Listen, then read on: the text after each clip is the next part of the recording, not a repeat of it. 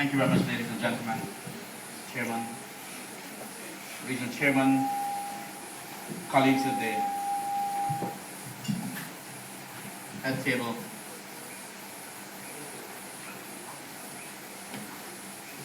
and for the record, my heroes. And I'll tell you why I said my heroes.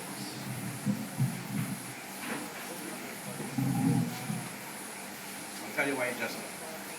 But to say that I first of all wanted to extend the apologies for the Minister of Tourism and Industry, Maniram Prashad, who was meant to be here tonight. I believe he was down to be the featured speaker, and I think the President of the Chamber of Commerce did say that the Norwegians are here in Guyana, and His Excellency is hosting a dinner at the State House tonight, and all the private sector leaders and ministers were meant to be there. Myself and the President of the Chamber of Commerce, having made a commitment to be here with you, decided for us this was more important. The President was with us this afternoon, and we believe that we had to share ourselves, and there's no way that I was going to let this pass. I wanted to be here, and I'll tell you why as well. In fact, I'm a little happy that the Minister is not here, and I'll also tell you why. Because this is the private sector event. And while we welcome the regional chairman, and while we work very close with government, we in the private sector must understand that we must work with government, but there are times when we need to be together. And we need to talk private sector things. And we need to tell the government sometimes when we don't agree with them. And you know, Manny is my good friend, and maybe if he was here, maybe I might have wanted to hold back a little bit. So I'm glad he's not here. And so when the chairman would tell him what I said, then he would curse me, George. But that's all right. I'd rather him curse me there than here. But you know, for me, my heroes are really private sector people. My heroes are not politicians, nor sportsmen, unfortunately. My heroes are people who create jobs. My heroes are people who take the risk.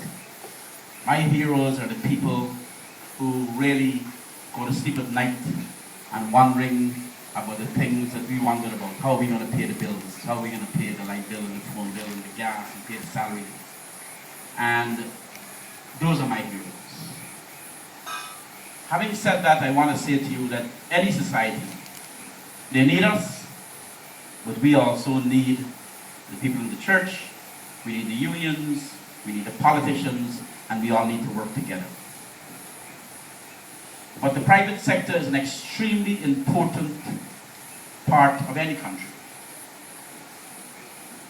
And a lot of times, though, in the private sector, we're very fragmented. And as you heard, and he read out a little bit of my history.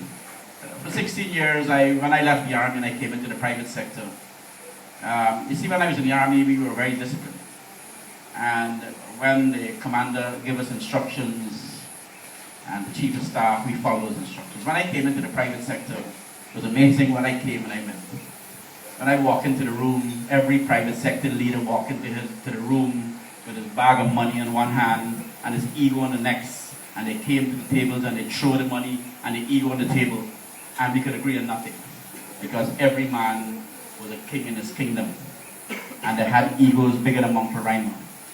And the politicians had a field day. The politicians run our country single-handedly. And the private sector were crushed. We had no voice. We had no voice because we could not come together. We did not understand the concept of compromise.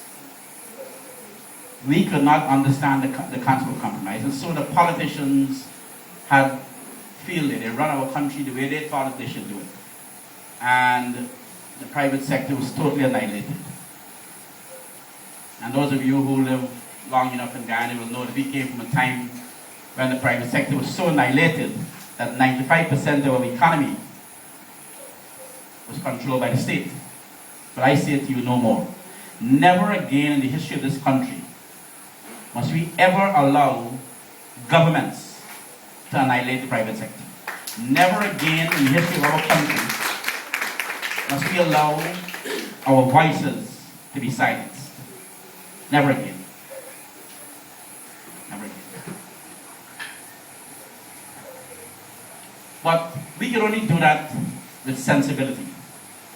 We can only do that with sensibility.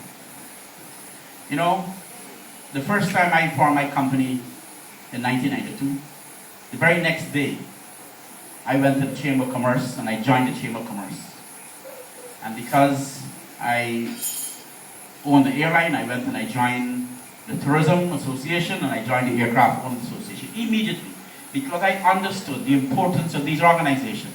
I understood that to move Guyana forward, this country needed every one of us, collectively, individually, to make our voices heard in a constructive manner, to make Guyana a better place. And I remember as I was building my company, and I was spending so much time as well in the Tourism Association at the time, because you know tourism was a bad word in Guyana at one time. A former president said we didn't want to have a nation of waiters and servants like the rest of the Caribbean, you know, that tourism was a bad thing. Well, I think he missed the point, because tourism don't mean servitude. Service and servitude is two different things. And the people in the Caribbean understood long ago that tourism was not about slavery and about servitude, it was about service, and it was something we could do. And so when we started tourism in Guyana, the government of the day, the past government and this government in the early days, they had a ministry and had no tourism. And then they tucked tourism on at the back of the Ministry of Industry and Trade and Commerce. And they really did not understand. They saw the creek and they saw the bush, and there was back down for them. Did not understand the concept of tourism. Did not understand the importance that tourism could generate enormous economic benefit to this country. Did not understand it. Did not understand that there's $600 billion being spent in tourism across the world, and there are $20 billion being spent on eco and adventure tourism, like what we got in Guyana.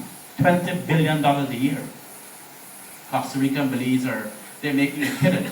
And we, Dominica, which don't have a 10% of what we got in Ghana. And you know, as a pilot, I have flown the length and breadth of this country, and this is a wonderful, wonderful, magnificent country. Unprecedented across the Caribbean. Nothing like it. Wonderful. But we've never marketed it.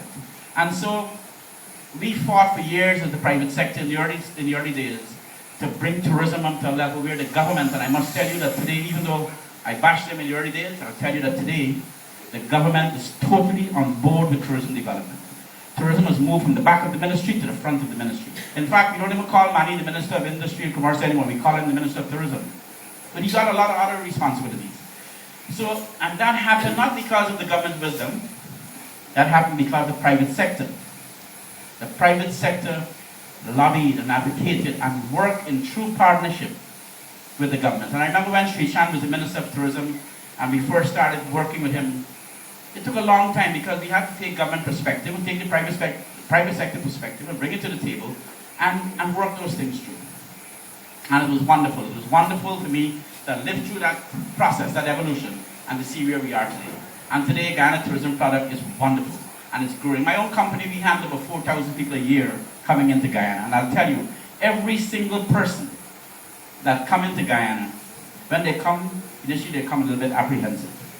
And you see when they're leaving, all of them will say, God, Jerry, this is wonderful. Why don't we know about this?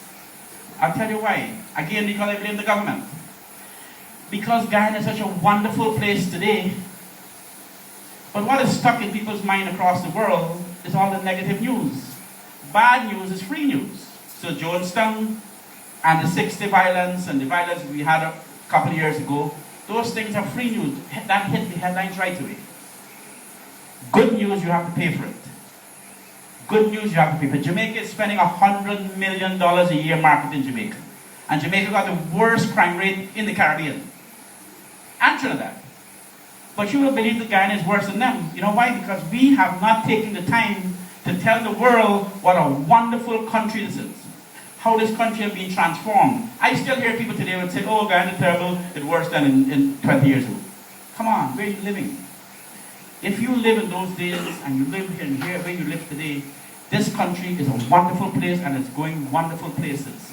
In the next 10 years, the economic trajectory is, you'll see nothing like it in the past.